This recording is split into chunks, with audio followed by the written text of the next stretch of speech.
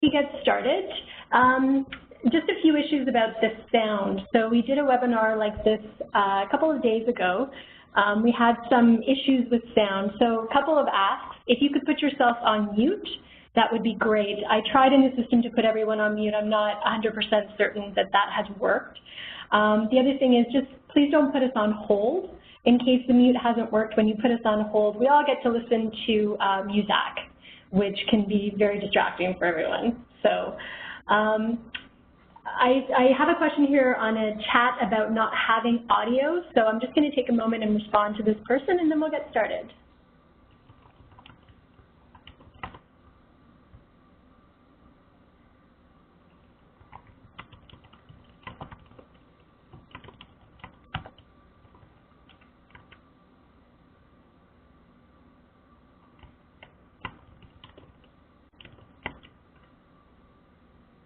Okay, excellent. Okay, thanks everyone for your patience. Pleasure to speak to you today. So my name is Lee Cager.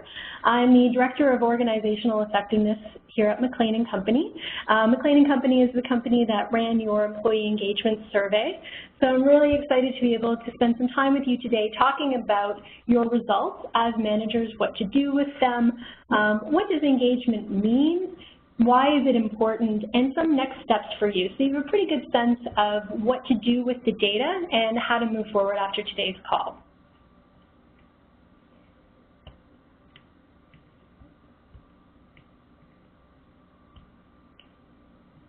Here we go. So let's talk about what we'll cover in the next hour and a half or so. What exactly is engagement? So let's define that first so we're all talking about the same thing. The benefits of engagement, interpreting your results, and next steps. Then we're going to shift focus a bit and just spend a bit of time thinking about what it means for each one of you to be an engaging leader. Because we're not talking about a one-time event, I've done the survey, I've shared the reports, now I'm done. It's really meant to be a day-to-day approach of how you manage, how you effectively manage your staff, and how you increase engagement. So we'll take a bit of time to talk about that. We'll also talk about some of you will have some disengaged employees within your teams. What can you do about that? So knowing that you have them is one thing, but then how do you address that is something else? And then finally, we'll leave you with some steps on how to have team discussions. So what do you do with your scores? How do you go back and actually make meaning from them with your team? So to start out with, we'll start with defining engagement. And we often like to do that by contrasting that with satisfaction. So a lot of times we talk about satisfaction, are employees satisfied with their jobs? Satisfaction is good, but we're actually trying to achieve something even higher. So when we talk about satisfaction, we're really talking about a person who they're meeting their minimum performance requirements, but we're not seeing them help others, come up with new ideas. They generally keep to themselves. So they stay at the organization for what they can get from it. As long as their needs are being met, they're going to do their job, but that will be it. Which is okay, satisfaction is okay, but what we want is to move to engagement. So this is when your employees are feeling energized, they're feeling passionate, they care about their work.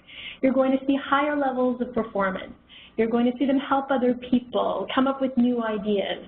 They'll feel pride in their work, and they stay at the organization for what they can give to it. So it's really important to them to contribute and feel a part of something. So when throughout the session we talk about engagement and you're looking at your reports, this is the definition that we're talking about. Let's talk about some of the benefits, because as a manager you have a lot of priorities on your plate. Why are we talking about engagement? Because there actually are some really key benefits to it. So the more engaged employees you have, the more you'll see higher levels of performance, you'll see higher levels of retention, so they're more likely to stay, and you'll see higher levels of creativity. So in general, what we say is that drives revenue and decreased costs, especially when we're talking about public service, when we're talking about organizations that are funded by taxpayers, when we're talking about stakeholders. The use of resources, the effective use of resources, the ability to generate additional resources is critical. And also showing value to your stakeholders, so both internal stakeholders and external stakeholders. So I'm going to throw up a few comments, and you can, I guess, do some internal reflection to see if any of this you can relate to these statements. So the first one is, I don't have time for touchy-feely stuff. I'm a leader, not a free hug service. What people are really thinking and feeling day to day is a mystery. There's no way for me to know unless they tell me. Employee engagement is a people problem, which makes it HR's problem, not mine. Employee engagement is important, but not one of my top priorities. And employees' engagement is completely up to them. It's out of my hands. And then my favorite, a bit controversial, but employees whine too much, they just need to grow up and get a thicker skin. So no one would admit that out loud, I'm sure, but maybe once or twice you thought that before. So these are some common opinions that managers have, and I'm just going to challenge a few of them here to get you thinking a bit differently. So this first one around, I don't have time for touchy-feely stuff. Engagement is not a touchy-feely HR nice-to-have kind of thing. I don't know how many sessions I've done with managers where they refer to kumbaya and we're all singing together. It's not. It's really about getting the work done, business priorities, strategic priorities. It is a business imperative. This idea that you won't know what people are thinking or feeling, you can know that if you spend time interacting with your employees and getting to know them on a personal and professional basis. There are cues, there are signs that you can pay attention to. And as such, engagement is one of your top priorities. In fact, it's embedded in how you do your job. And this last one, employees whine too much, we often think when they raise issues, there's real value in that because they care enough about their job and about the organization that they're actually voicing those concerns. So let's take a look at some data that helps to prove this point. So if we take a look at some of our data from our McLean & Company engagement surveys, we see that engaged employees note themselves as being stronger performers. So they're more likely to indicate that they regularly choose to put in extra hours to improve their results. So this is by choice. So I know there's unionized and non-unionized and some impacts of that, but this is just me. I care enough about my work, I'm going to put in some extra time to make sure my results are great. And then another question, I regularly accomplish more than what's expected in my role. Again, our engaged employees are more likely to agree or strongly agree with that statement. So they feel that they're accomplishing more. When we think about retention, we see that engaged employees are also more likely to stay. So they're more committed to the organization. And I think this one is especially notable. They're more likely to stay at the organization even if they're offered a 10% raise for a similar job. So think about the amount of time that goes into losing a great employee, having to recruit someone new, having to train them, all the impact on your other employees. So retention is very important. Finally, when we're thinking about creativity and innovation, trying new things, we see that engaged employees are also more likely to agree with the statement that they're not afraid of trying out new things on the job. So this is how you're going to keep pushing your processes forward, your approach to work, getting better results is by trying new things, and engaged employees are more likely to care enough to do that.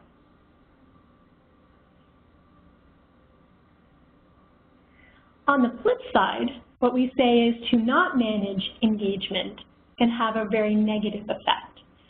So if people aren't engaged, if they're disengaged, we say they're expensive, which again is kind of another controversial statement, but we can think about what we mean by that. So think about having either a peer or maybe an employee of yours who you knew was disengaged.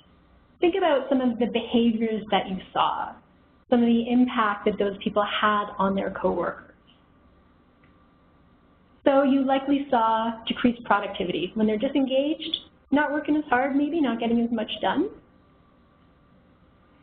You might see behaviors like they might arrive late or leave early. You might start to see more negative behaviors, and what we mean by that could be complaining, to other people, maybe some gossiping, maybe even to the extent of, are they stealing? So they're not feeling any connection to the employer, and they might be doing some really negative behaviors. And then they start to have an impact on their colleagues.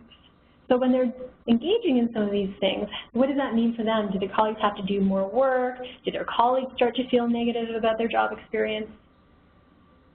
And then that has an impact on your clients or your community, your stakeholders, the people that you're serving. And then we get to issues like absenteeism and then eventually potentially turnover and all the issues that come with turnover.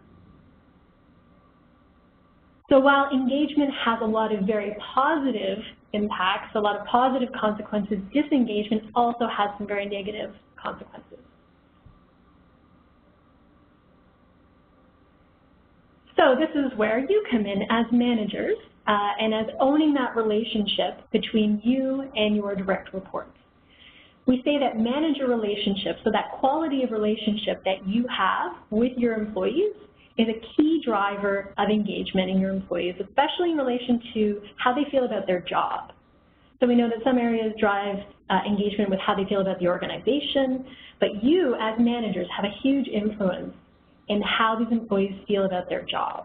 And so that's the context that we're talking to you today, is your role in really managing that relationship. And just for your knowledge, this is an outline of the model that we use in our engagement survey. There have been some, this is our standard model. CalPERS did some customization, but manager relationships is a key driver that we measure as part of our survey. And we like to use this quote. It's from someone called Sean Murphy. He's a thought leader in the area, a consultant, but it really captures, if there's one thing I can ask that you take away from the session this morning, it is this. So I'll read the quote. Employee engagement will not thrive when it's handled like an event, but when it is vigilantly cultivated and purposefully spread throughout the interactions between managers and employees, it becomes a way of working. It becomes part of a company's culture. So as I said, if there's one thing you can take away, it's this. It is about how you manage on a day-to-day basis. It's not about check the box and done with engagement, let's move on to something else more important. It's about getting engagement and this approach to management embedded in the culture and just how you do things. Okay, so that was our introduction, just giving a sense of what is engagement, why is it important. Let's shift focus now to talking specifically about your engagement survey results. So I understand that probably about half of you received your own, what we call a manager report or manager scorecard. And so if you had 4 or more respondents to the engagement survey, people that report to you, that is the number that you would need in order to get your own manager report. For those of you who have less than 4, you'll likely be working from a department level report. So you won't necessarily have data just from your own direct reports, but you'll have data that includes your direct reports and maybe one level higher, which is fine. So we just work from whatever level data we have. We want to ensure adequate numbers so that there's confidentiality is maintained and employees feel comfortable completing the survey.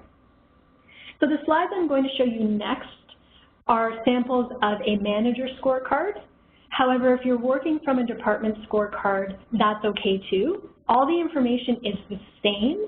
It just might be formatted slightly differently. So your department scorecard might be reordered a little bit, but all of the information will be the same.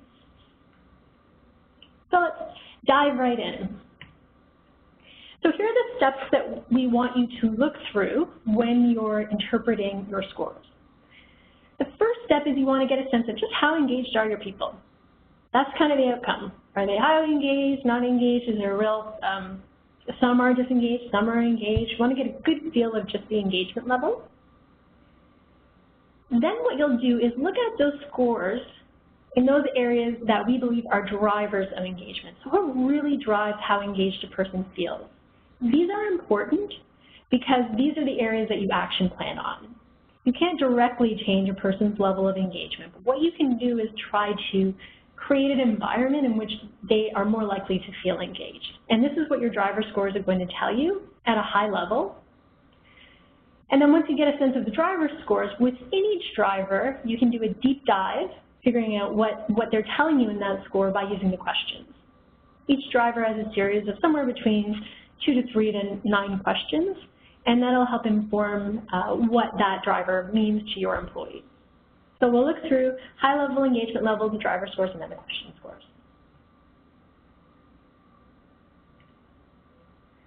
So starting with the engagement levels, there are 2 pieces of information that you're going to look at.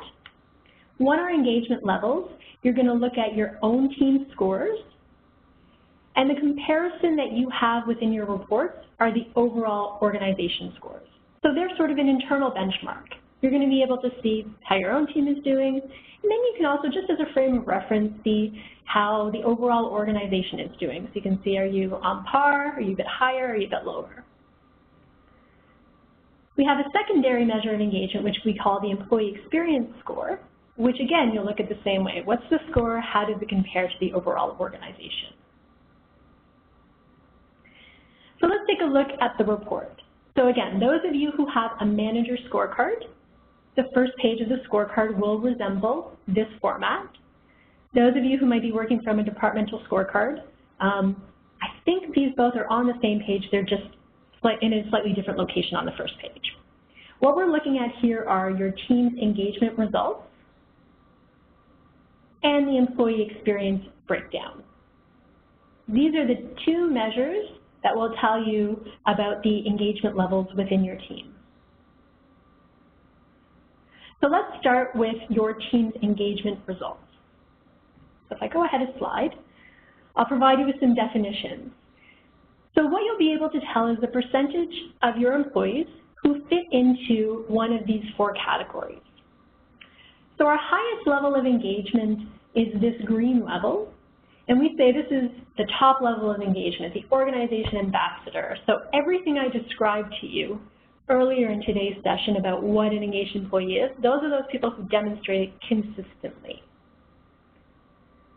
Now when we go down to this color here, this more yellowish gold color, we're at almost engaged. So they're close to that level of engagement, they're just not there quite as consistently. So they feel satisfaction and commitment to the organization, and they often are motivated to go the extra mile. So it's useful for us to differentiate that because both are really strong, both are engaged, but we'd like to see the percentage of those people who are consistently engaged and those people who are maybe more inconsistently engaged. Then we have this third category here, which we call indifferent. And so this is more like the satisfied employee.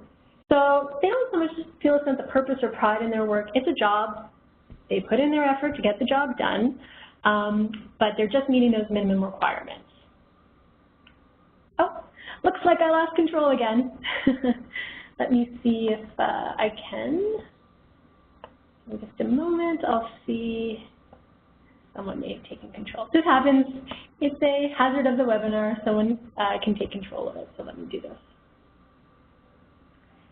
Okay.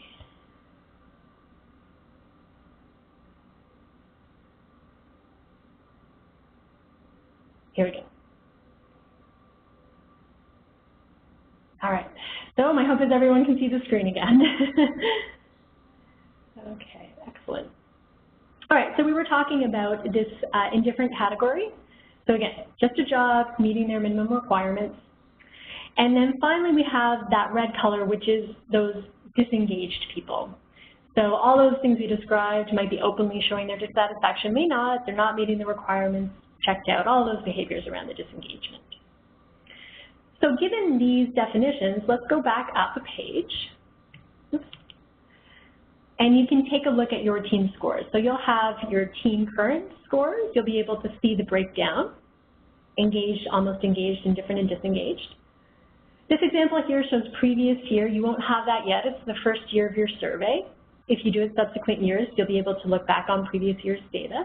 But what you will have is the overall. Okay, so you can compare, in this example, this manager had an engagement level of 75%, whereas the overall was 40. So this manager has a higher level of engagement than compared to the overall organization. Okay, so I do have a question here about how were the team results sent. I'm not sure I actually know the answer to that. I believe the HR team sent out the results either earlier this week or the previous week. But that is something that we can find out at the end of the session and follow up with. Thank you for your question. If you don't have a report to refer to now, that's fine. Just familiarize yourself with the steps. We'll send out the slides after the session, and you'll have that to refer to when you have your own report. So then you don't even have to worry about comparing to your report right now. You can just listen to the information and use it when you do get your own data. Okay, so that's the information. That's how you would interpret this first section on the team engagement results. Then we have our second measure here, which is the employee experience breakdown. So I'm going to move forward. So this is a different way of measuring engagement. It's one question. If you took the survey, you may remember it. So the question is, how likely would you be to recommend this organization to a qualified friend or family member as a great place to work? So this is really based on, if you're familiar with Net Promoter scoring in marketing, which is basically how likely would you be to recommend this product or service. We've taken the question and the scoring methodology and adapted it to get a feel, to use it to measure the employee experience. So how it's measured is this. There's the question. Someone responds to that on a scale of 0 to 10. So how likely would you be to recommend? You mark 0 to 10. If you chose between 0 and 6, you are considered a detractor. So what this means is you're not out there promoting the organization actively. In fact, if someone were to ask you, you'd probably say something negative, or you're actively saying negative things. If you answer 7 to 8, you're considered neutral, which means if asked, you might say something positive, but you're probably not actively promoting it. And then 9 to 10, you're considered a supporter. So those are those people who are really out there talking at the organization, really recommending it to people. So it's a high standard. It's a scale, it's an 11-point scale, and 9 to 10 are those people we consider supporters. But we're really looking to capture those people who are actively going out saying great things. So how we get a score here is we take the percentage of supporters, so in this case it's 33.3, and we subtract from that the percentage of detractors, which is 41.7 in this example. That's how you get a score of 8.3, or I'm sorry, negative 8.3. So if your score is negative, it means you have more detractors than supporters. If your score is positive, you have more supporters than detractors. Your percentage of neutral employees is not included in the calculation. So I will tell you right now, some of you have negative scores, and some of you probably have quite negative scores. That's okay. That's what happens. Take a look at the breakdown. See how many people are detractors, neutrals, and supporters. That's going to help you to interpret that data. And no matter what your score is, it's a great starting point for discussion. What do people think about when they're answering this question? Why would they or would they not recommend the organization? Also, if you have smaller numbers, there's a higher likelihood of extreme scores.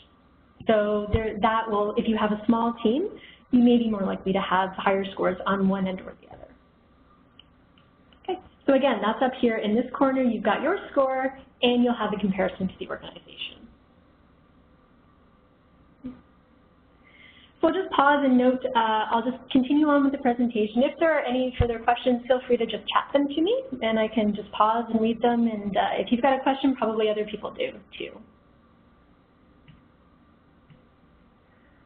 Okay, so from that, you've got a good sense. Probably some of you have detractors. Probably some of you have maybe a higher percentage of detractors. Some of you have disengaged. That's perfectly normal. What we're looking for is a bench line here, just a sense of what is actually going on in the team. Now we want to get a sense of what's impacting these people's levels of engagement. That's where we get to the drivers. So we have engagement drivers, and we also have retention drivers. So those drivers that impact whether or not a person stays with the organization. So again, looking at the sample of your report, if you have a department scorecard, it might look a little bit different, but you will have these list of driver scores. You'll have all the drivers, listed on the left-hand side here, or I think on the right-hand side with department scorecards, the score, and then the comparison, it'll say the average score across managers, which is just the comparison to the overall organizational score. The sample we have on here are all green, so whoever this manager is, they've got some high-performing drivers. I'm quite certain that some of you will have a lot of red, some of you will have red, yellow, and green, some will have a mix. It's all perfectly normal. Right now, we're just trying to understand what your staff are telling you. So we've got the score. It's between 0 to 100. We call it the top box score, which I'll get into in a moment. So they're listed, your drivers are listed in the score, order of highest to lowest scoring. So a couple of things to note, you might want to look at what are your top 2 or 3 scoring drivers. So what is your team really happy about? What are maybe the bottom 2 or 3 scoring drivers? So what are they less happy about? How do those drivers compare to the average across the organization? So if it's low scoring, is it on par with the organization? Is it lower than the average across the organization? What are those drivers where you might be performing better than the average of the organization? We don't like to do too much comparison because it's really about what's going on in your team, but it's just another piece of data that helps to inform your analysis. So that might help to make you think about, what do I know about what's going on in the team, how people are feeling, what they're saying, what strengths do we have, and what areas do we need to work on. But now in order to really understand what those drivers mean, we want to do a deeper dive into the questions within each driver. So let me just explain how they're calculated. If we take, for example, a question could be, I trust my leader. So people see this question on the survey. They rate it on a scale from 1 to 6, 1 being strongly disagree, 6 being strongly agree. The score that we show you in your report is the top box score. So it is the percentage of people who responded to that question with a 5 or a 6. So it's the percentage of people who agreed or strongly agreed with the statement. So if my trust my leader has a score of 40%, then that means 40% of people agreed or strongly agreed with that question. Okay. So I'm just going to pause here because I've got a question here, and I think it has to do with the employee experience score. So before we move any further, why don't we go back and take a look? The question is, would you put more focus on passives or detractors to increase the score? Obviously, you would want to address those. Thank you. Great question. So when you're looking at your scoring, you're interpreting the detractors, neutrals, or supporters. Should you be more concerned or focus on the number of detractors or the neutrals? I think part of it will depend on just how many or what percentage is the bigger group.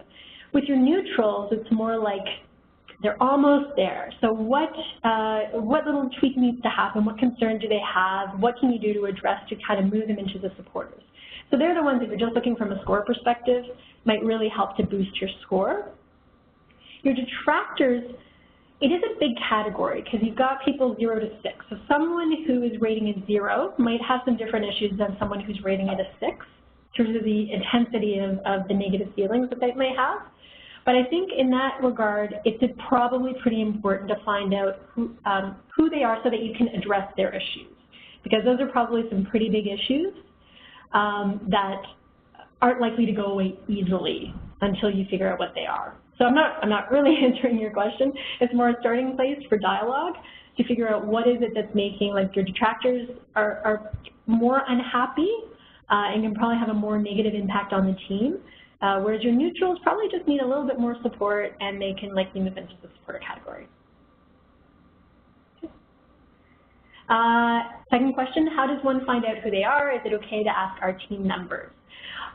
Good question. I'm not sure I would say, what did you rate as an individual? What we do in our organization actually is we pull this number up. It is a score that it's a survey we send out once a month. So that gives us data in real time. So what we do is we pull up the score with our team and we say, okay, what's our score? How did it change from the last time? What are some of the reasons the score might be either increasing or decreasing? So we have more of a group discussion. We don't necessarily put any one person on the spot. Sometimes as managers, we'll even leave the room, let the staff talk through some of the issues, come back, and they share that with us. So you can also do one-on-one meetings where maybe, again, you're not asking them, how did you respond to this question, but as part of maybe a stay interview or your one-on-one, you can talk to them about how they're feeling about their general engagement and get a sense of what's going on. So it's really a tool to start those conversations. Hopefully that helped. And we'll get into more team-based conversations at the end of the session. Okay, so we were talking about interpreting the questions. So if you go to the last pages in your manager or department report, you'll see that for each driver, you'll see the questions and you'll see the top box score.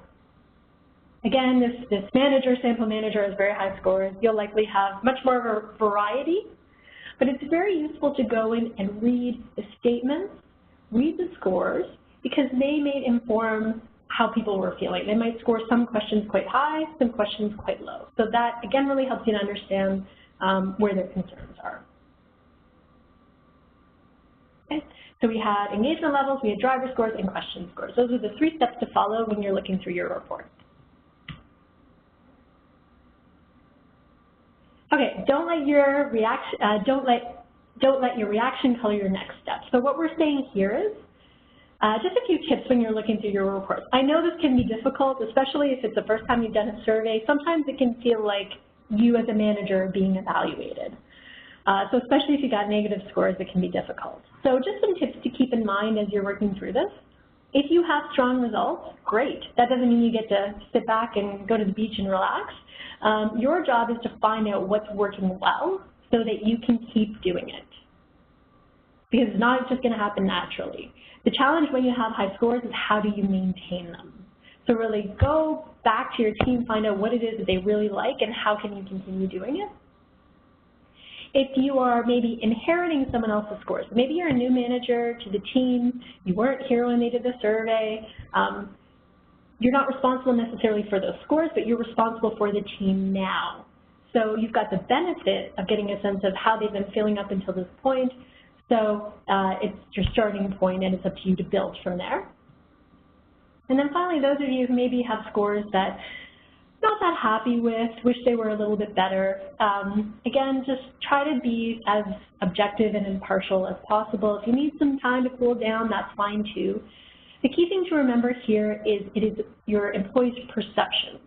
So it's not about debating was it right or was it wrong, going back and questioning or trying to prove that they don't understand something. What you're trying to do is just come with a curiosity, come with objectivity, and just understand why it is that they're feeling the way they're feeling. And it's a starting point. So it's a development opportunity. How can you start there and move on from that point?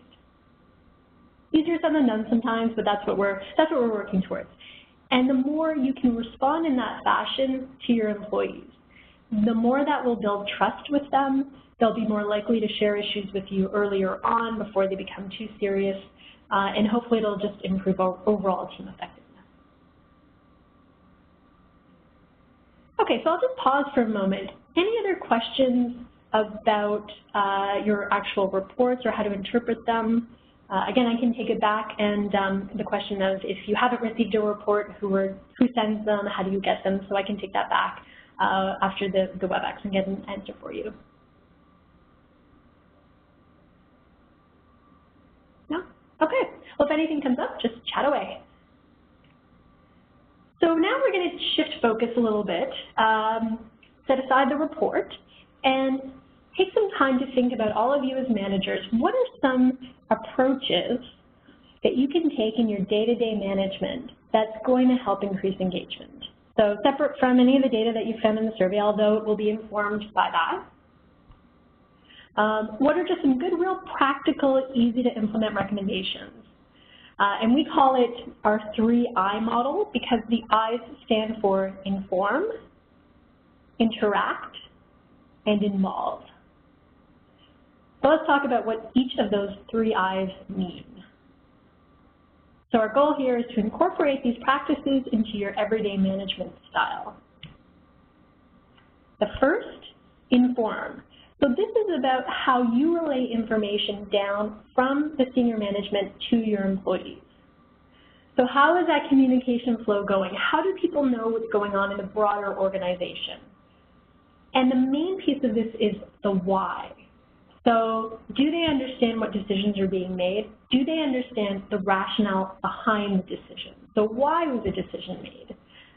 We hear that a lot when we do focus groups, where people may say, I may not agree with the decision, but I just want to understand why it was made, what information went into that.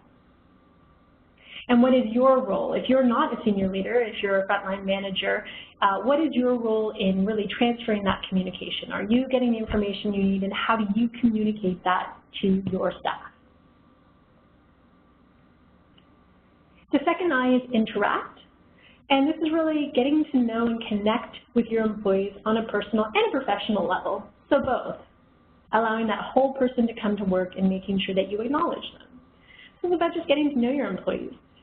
Who are they, so that you can help them, help support them so they can give the best of themselves to the organization. And then finally, involve.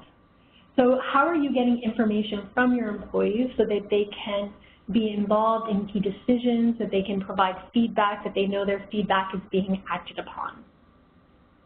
So this survey and the process around this survey is one way that they're being involved. So they've provided their feedback, now they're waiting to see what will be done with it.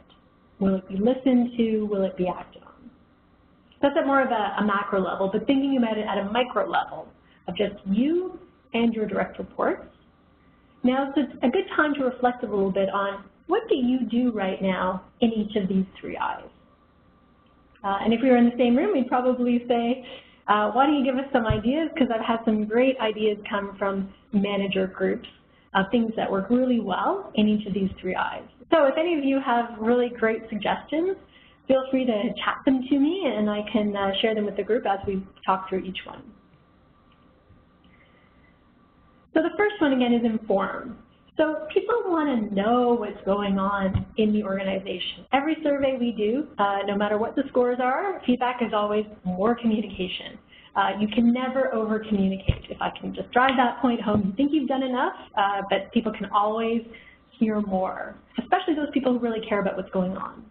So here are just some suggestions. Certainly don't have to do them, but just some pretty basic suggestions of ways to help keep your employees informed. So holding bi-weekly team meetings or just some regular cadence of team meetings. I know some teams that don't have any meetings together at all. So if you don't, it might be something you want to start. Great way to communicate a consistent message. Develop team goals. So these are goals that help to bring the team together so that they know they're working together towards a common purpose. So remember back to engagement, feeling a sense of purpose. So defining those goals can help that. We have following up with employees on organizational changes or initiatives. So something is happening large scale in the organization. You might introduce it once, or senior leadership might introduce it once and think that's enough. But people will often want more updates on that. So you think you've got enough information because you've heard it a few times, but they've only heard it once. So just remember to give lots of updates. And then also, when we're talking about purpose, being able to have each of your employees know how their work contributes to the mission or the objectives of the overall organization. So again, helping them to feel like they're connected to something bigger. So we have a question here. Are anonymous suggestion boxes a good idea to gather engagement suggestions, a way to gain more involvement? So I think that they're definitely a method to do that.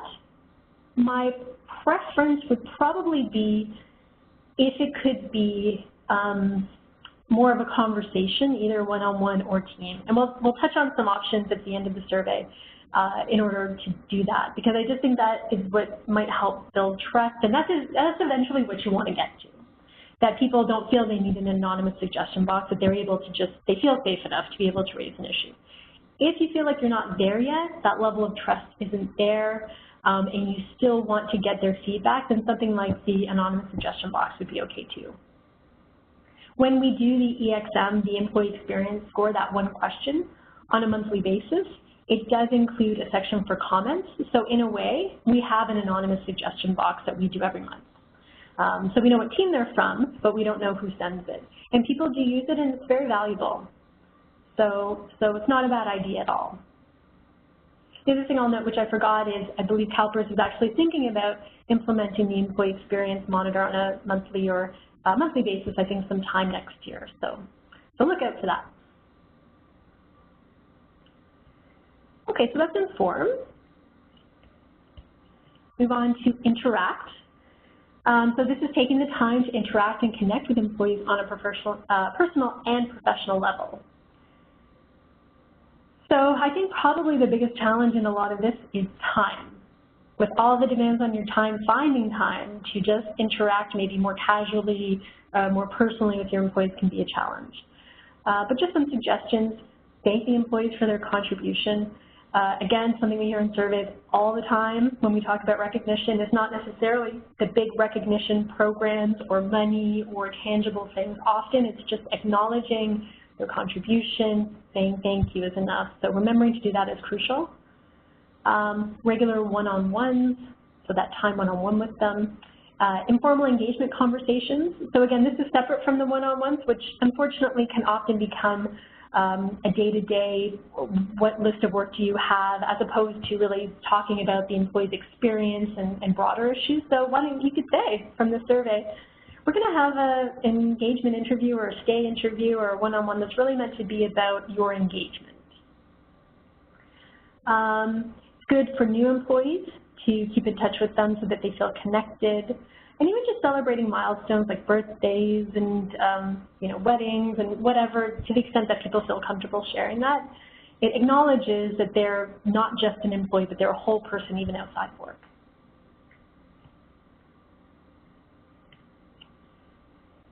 And finally, we have involve. So this is that idea of soliciting and acting on input from employees. So not just soliciting and then ignoring is not always helpful. Soliciting and being able to acknowledge when you can't do what your employees have asked is okay, because again, you're giving the rationale behind that. But soliciting and then just ignoring, not a good approach. So some suggestions for you just as a manager, think about where can you include your employees, where can they play a more active role in making decisions or in brainstorming about issues. Are you making some decisions now that you can at least get feedback from the team on, or maybe download to the whole team?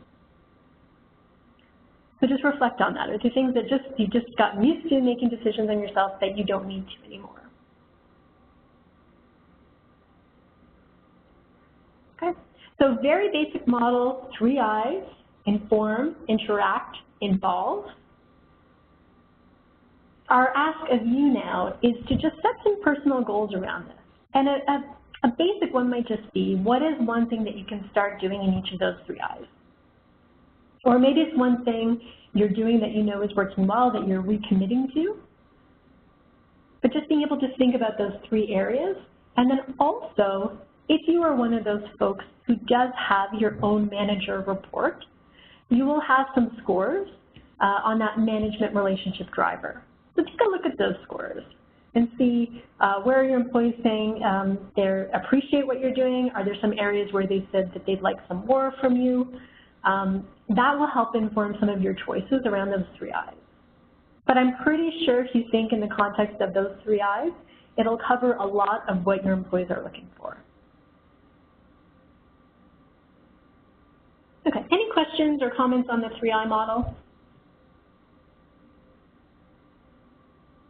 Great, okay. So let's build on that, especially that middle I, that interact, and talk a bit about what to do if you have disengaged employees. So like I said, I'm certain most of you probably have some disengaged employees within your team, or at least some of you do. That's normal. So what are you going to do about it? So we want to just talk through some tips. We could spend a whole day on this, but we want to give you some ideas to take away after this session. The first thing is Do you think you know who's disengaged? You may not. So probably some of you have gotten your report, you've got some disengaged employees, and you're surprised by it because you may have thought, I didn't think any of my team were disengaged, it's not what I'm seeing. And that's normal because an employee could be engaged with their job but not with the organization. So what you see is engagement, but they're actually feeling a bunch of other things about the organization as a whole. You might actually think it's something minor, but to the person it's actually a very big deal. Maybe it's subtle, hard to spot, you're very busy, maybe you can't spend as much time with your staff as you'd like, so you're missing the signs. And the thing is, sometimes when we get promoted to manager levels, we're not as linked to the grapevine as we used to be when we were individual contributors. So if that's happening, people know that other people aren't happy, but they're not saying it around you. So that's something to recognize, that you may not be hearing everything that's going on now that you're in a manager role. So when we think about disengagement, it's important to think about it as a cumulative buildup of events. So it's not just one thing that happens, well, oh, that's not such a big deal, they won't be disengaged. It happens over time, slowly over time. So if we take a typical example, employee life cycle, they start with the organization, they're engaged. We know when people start at organizations, there are typically high levels of engagement. Maybe something happens, they get some negative feedback. Learning a new role, not performing at the level that they want, they dip down into some disengagement, but they rebound, you know, they're okay. Then something else happens. Maybe they've got overwork and now they're having some struggles between their work-life balance, trying to meet their commitments at home, their commitment at work. Again, engagement dips, comes up again, maybe not as high. It's been a while, they haven't had a good conversation with their manager. So really starting to feel disconnected from that key person in their work life. Already starting to feel a bit iffy now. So, and then something happens, like maybe they don't get an expected promotion or something more serious, and that's it. Now you've got a person who is just actively disengaged, and it's harder to address. What you want to do is be aware of some of these things that are happening at this stage, so you can spend some time with them so that this won't happen. When there's another situation that occurs, they won't go deep into disengagement because you've helped support them through some of these other issues. In order to do that, you have to know when some of these issues are happening. So what we have in terms of tools for you to notice those things are what we call our disengagement identification toolkit. So in essence, what that means is these are the tools that you have in order to monitor how your employee is feeling. So annually or biannually, we've got this large survey. So now you have in your hands some data that tells you what level of disengagement you have in your team. But then on an everyday level, you have your own knowledge of employees. So you know their patterns, you know when their patterns change. So that involves you needing to interact with them though, because you won't know their patterns if you don't spend some time with them. So it's your everyday knowledge of those staff members. And then finally, there might be these trigger events. So you know their patterns, but then you also know that something has happened, maybe in their professional life or even potentially in their personal life. That might be that trigger into disengagement. So let's talk about those triggers. And we could be here all day listening to triggers, but it might be useful to think about them in these categories. So what are some triggers related to their job? And those are the ones that you probably would have a lot of awareness of being their manager. What are some things that are happening at the organizational level that might impact them? What are some things around retention? So this has more to do with compensation, benefits, work-life balance issues, and many other factors, maybe personal factors that come along. So just some examples. So maybe on a job, maybe they were on a bad project. So it was either too hard, it was pointless, it wasn't successful. Maybe they have some new job responsibilities. They got a teammate they're having some conflict with, bad review, maybe a new manager, a different manager they're dealing with. Maybe you're a new manager managing them, and they have to build that relationship. At the organization, so we might be thinking about big organizational changes, mergers, maybe policies that are affecting their ability to do their job, changes at the leadership level, changes in organizational direction. From a retention standpoint, again, this is that compensation benefits piece. So are they comparing themselves to peers? Someone else got a raise or a promotion that they're not getting. Maybe changes to a benefits plan, it could be important to them. Are they getting burned out or are there safety issues?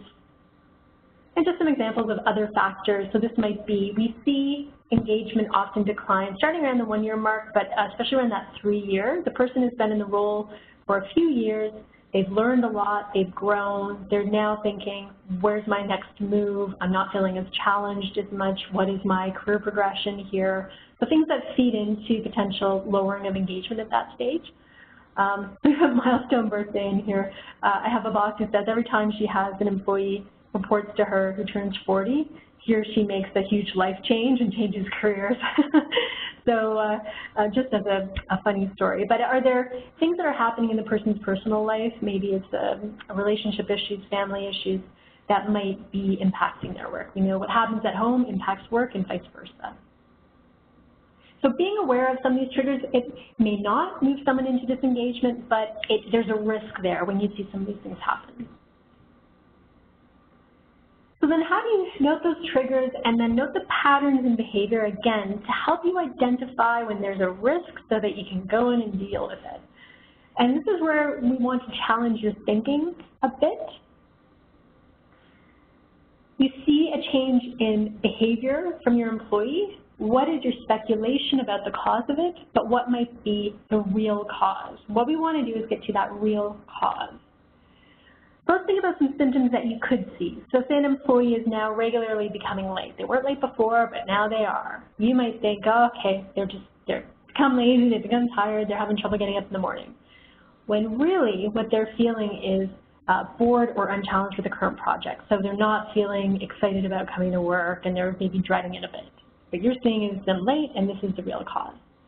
This might be hard to fix. This might be a performance issue, whereas this can be an engagement issue, which you can have a good conversation about and hopefully address. Another example, they don't volunteer for things outside of their very specific job duties. You think, wow, they just really don't care about the organization or about the team. When really what they're feeling is, I've worked hard before, I volunteered before, it wasn't recognized. I'm not going to do this anymore if I'm not getting recognized for it. Take long lunches. So you think, oh, they're taking advantage of the flexible work environment, but really they're feeling burnout. So it's like, I can't handle the amount of work I have, and so they're leaving. That's the only way, that's the way they cope with it. It's a coping strategy. Maybe you see performance dropped. You think, oh, they're angry because they didn't get this promotion. And you know what, maybe it's something completely different.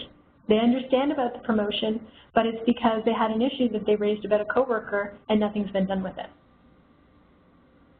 And you've got your absenteeism, oh, they're partying too much. And again, an organizational change causes stress. And so again, this is their way of coping with it.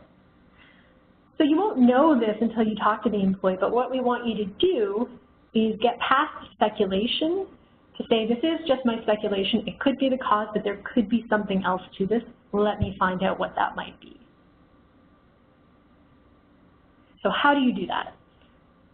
Not that easy, but it's straightforward. It's a conversation. Like many things, it's a conversation. It is not a performance conversation at this stage. I think that's really important to note. If you address it as a performance conversation, it will change the tone of the conversation. So this is more a fact-finding, just trying to understand what's going on and what can be done about it. So when you think about before you do it, this is really crucial that you prepare appropriately for this conversation. You don't want to go in and have it, not having thought through what you want to say, and it can go in a bad direction. So really, just in planning and preparation. So the logistics, is it a good time to have this conversation? Are you in a quiet space? Are you in a private space? So you want to set up the context so that it can be successful. And think about the possible ways the person may react and try to prepare for it. Will they not speak? Will they withdraw? Will they get angry?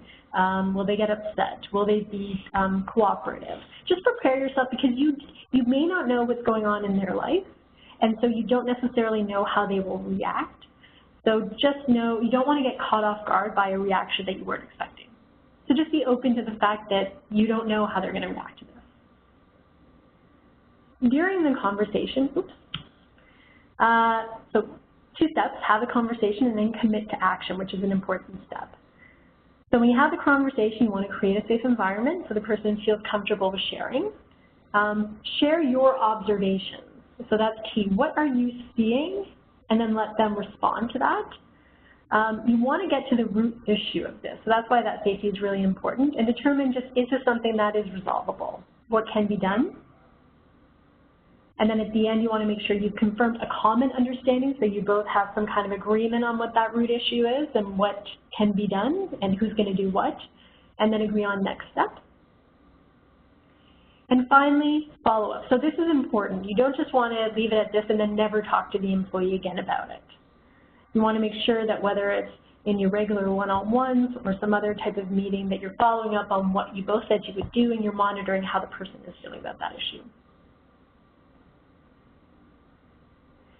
So I'll just do a bit of a blow-up on this piece here, have the conversation, just to give you a sense of some of the language that you could use here.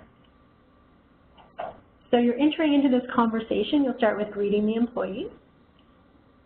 So, thanks so much for quickly meeting with me. I really appreciate it. So trying to set the right tone right from the beginning. They're probably going to be stressed. Why has my manager called me in to meet with me? So you want to share your intention. So what is your intention with this meeting? It's not a performance review or a feedback discussion, nothing reflected on your evaluation. We really just want to talk about how you're feeling about your current role. And then back to that idea of sharing observations. So this is what I'm seeing, not you. You're doing this, you're doing that, but let me reflect to you what I'm seeing, and then help me understand what's going on from your perspective. So you're not making any assumptions. You're not sharing your assumption, I think you're just lazy, or are you partying too much, or whatever. You're just sharing your observation and letting them respond to it. And then hopefully together, if there's a sense of safety and trust, the person can share their opinions. And then together you can identify some of those issues. This may not all happen in one conversation. It may be an iterative process. You might have to go back depending on how the quality of your relationship. But if you take this approach, it will help to improve the quality of your relationship. And hopefully then you can prioritize and agree upon some issues. So I know, complicated topic, may overlap eventually, may turn into performance issues, but at this stage we're really just trying to figure out if someone's moved into disengagement and how we can maybe help support them back into engagement. We can't make a person engage, but like I said, we can hopefully create the context where they're more likely to be engaged. So again, I'll just pause at this section and ask if anyone has any questions or any information you want to share. Feel free to chat, and I can share it with the rest of the group.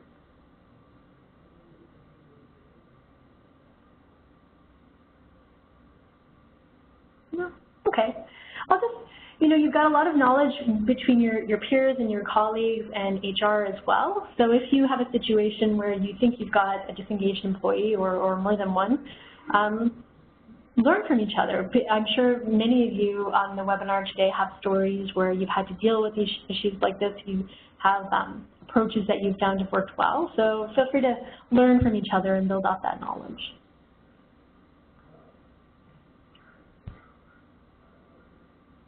Okay, we're going to move into the final section then. So we've talked about the benefits of engagement. We've talked about interpreting your scorecard, practices in being an engaging leader, how to identify and work with disengaged employees.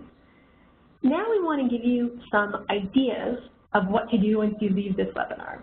You've got your scores, what do you do next? And what we encourage you to do is go back to your team, share the results of the survey, whether it's your own scorecard or maybe a departmental scorecard. You can work with your manager on that, what's the best way to roll that out. And then use that data to help facilitate a conversation with your team about what do we as a team, how do we as a team improve things. And part of that might include an anonymous suggestion box or other approaches like that, maybe one-on-one meetings. But what we'll talk through now is a team discussion approach. So I'm going to throw up a few suggestions. This first one I'm sure is going to make most of you squirm. Oops, I just see that I've got a question here. Someone asked about a copy of the presentation. Yes, we will supply copies of these slides to HR, who will distribute them to those of you who registered. So yes, you will get copies. Good question.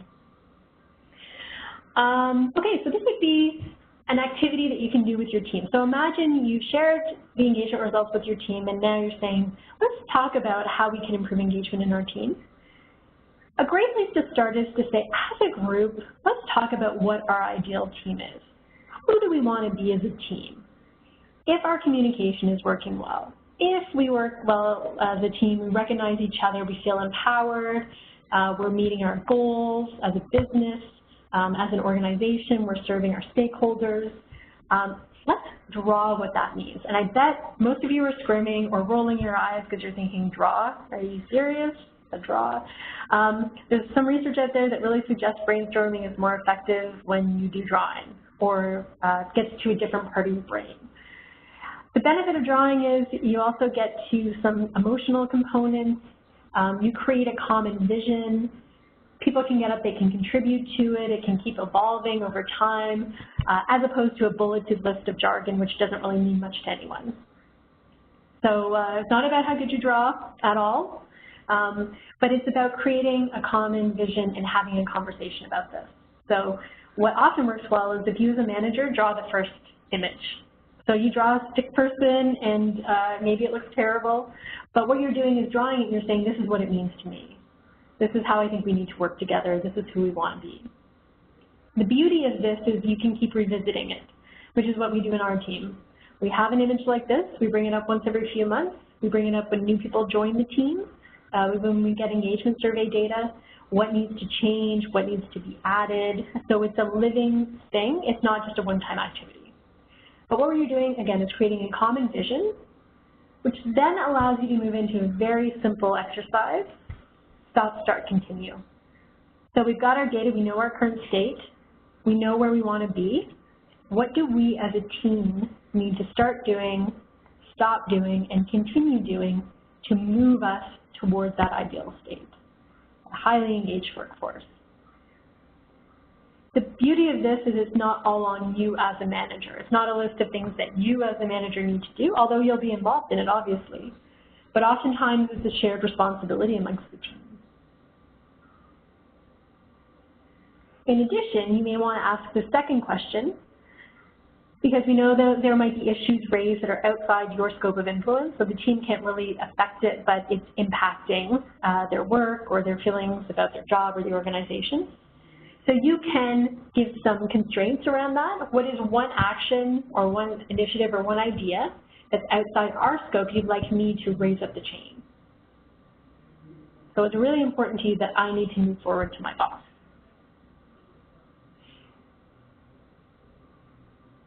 And then finally, this is a really effective way to get some feedback on you without making it personal. So you've got the manager relationship scores, potentially those of you who have your own scorecard, but you can use the 3I model to actually get some very specific feedback on you. So you can ask your team, what are the things that you want me to keep you informed about as a team? How can we interact better as a team so that I can understand you better on a personal and a professional basis? Maybe it's we need to go for lunch once a quarter, or we need to have regular one-on-ones that we don't have. Who knows what it is, but that can be driven by your staff.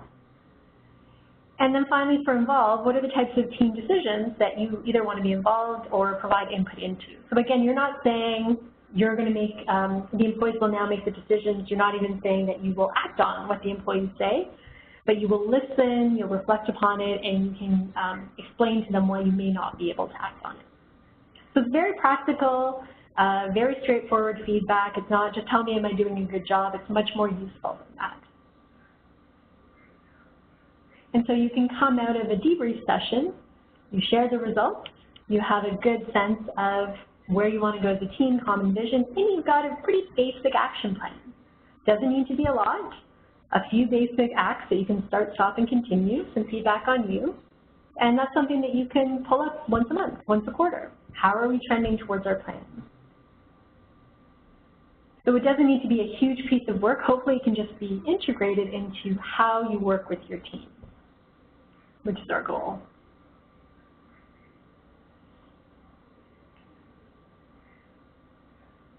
So what we typically ask as next steps then would be to review your manager report or your department level report And then determine any priority areas for discussion. So you could broadly leave it open with general stop, start, continue. You could also say, I note that we've got lower scores in this area.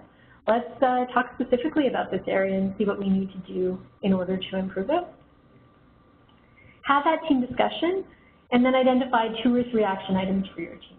So that's something that we're hoping every manager can come away from the session feeling like they know how to do that and they can work on that over the next few months.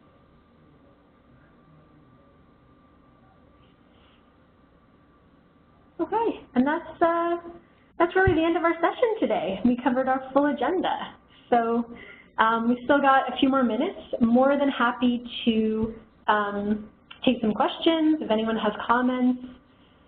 Maybe don't hang up yet because I've noted some participants. I want to make sure I get everyone's name down so that you get credit for this. So if I could just ask you to hold off for about 3 or 4 more minutes before you leave the conversation, just so I can ensure I've got your name, that would be really helpful.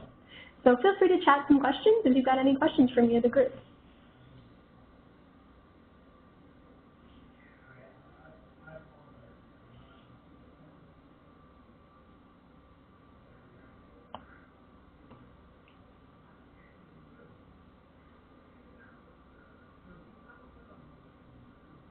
Okay.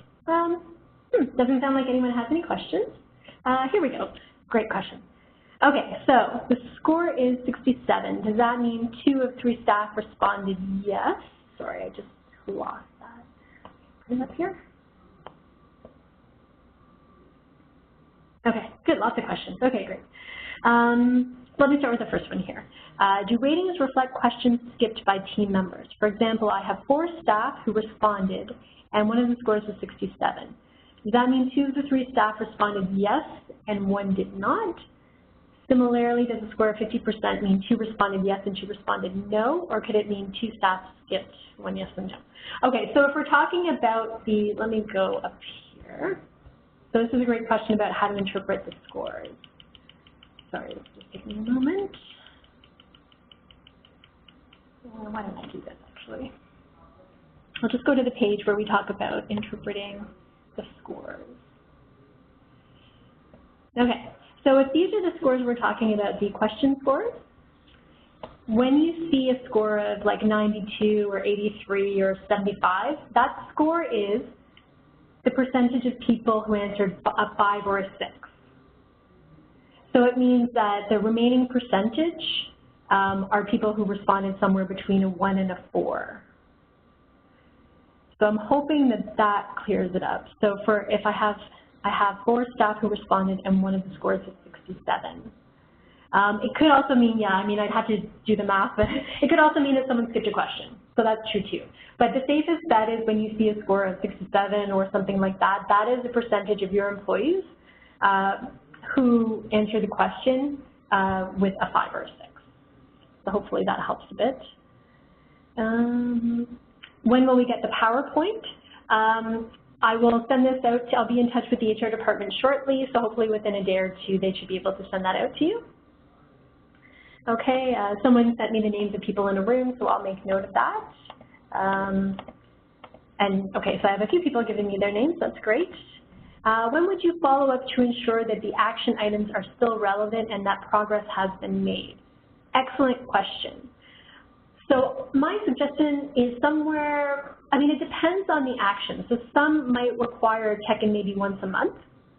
Maybe, I would say at minimum once a quarter with your action plan. Otherwise, you'll completely forget about it. You'll lose sight of it. It'll just become another chore. So think about the cadence of your team meetings. If you meet as a team once a month, that's probably not a bad idea. If you're meeting as a team once a week or every 2 weeks, that might be a bit too much. But I think some of it should be driven by the actions that you've selected. So then what makes sense to do a check-in based on those actions? But yeah, keep it top of mind. Otherwise, it's very easy to be set aside. Okay. Hopefully that's helpful. Okay, a few more people sending me their names, all right.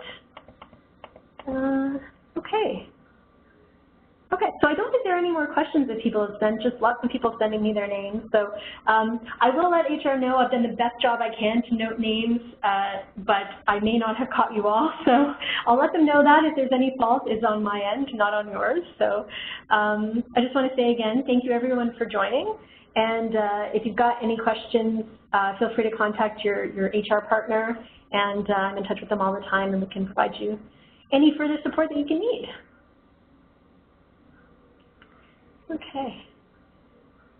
Okay, so I'll end it now. Okay, thanks everyone.